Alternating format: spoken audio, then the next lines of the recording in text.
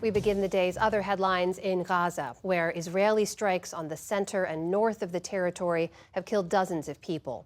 One of the attacks struck a hospital in Gaza's Jabalia refugee camp, where Palestinian officials say at least 9 people were killed, including women and children.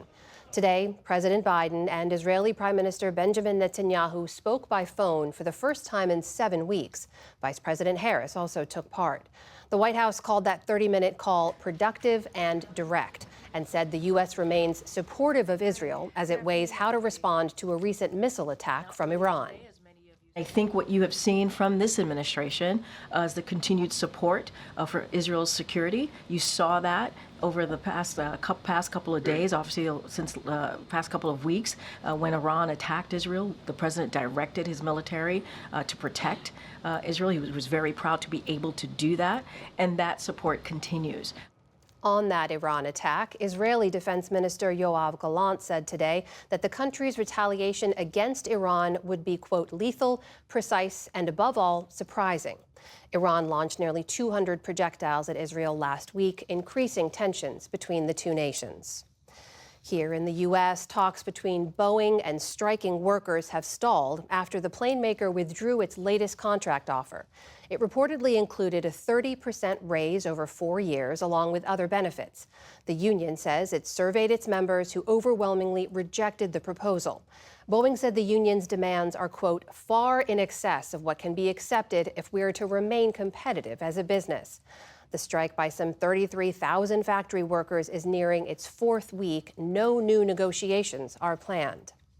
The Nobel Prize in Chemistry went to 3 scientists whose work ushered in a better understanding of proteins, the building blocks of life. A committee in Sweden recognized David Baker of the University of Washington in Seattle. He created a computer program to design proteins that don't exist in nature. The award is also shared by Demis Hassabis and John Jumper of Google DeepMind. Their artificial intelligence model can predict the structure of previously discovered proteins, all 200 million of them. At Google's AI lab in London, where the pair is based, Jumper explained just how powerful the technology can be. This is something done all the time by research biologists, and it takes them a year or more to get a single answer. And we have a program that gives an answer that's, reasonably close in quality and does it in 5 or 10 minutes. Their work holds the potential to transform how medicine and vaccines are made. It's also the second Nobel this week, honoring advancements in AI. Tomorrow, the Nobel Prize in Literature will be announced. Las Vegas said goodbye to the legendary Tropicana today in an early morning extravaganza. The hotel and casino went out with a boom in a controlled implosion. Its towers tumbled to the ground as drones lit up the sky.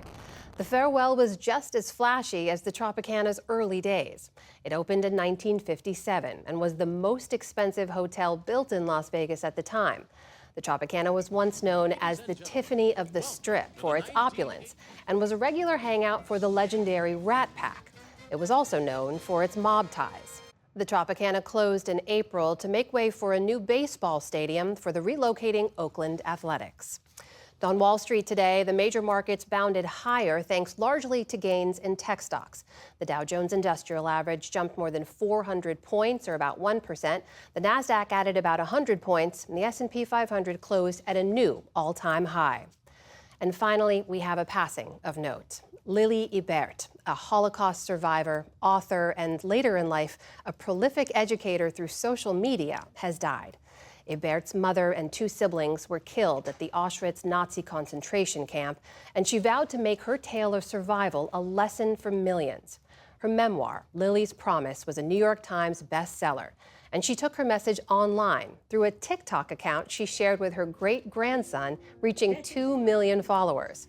For her contributions to Holocaust awareness, she was honored by Britain's then Prince Charles, and last year was made a member of the Order of the British Empire.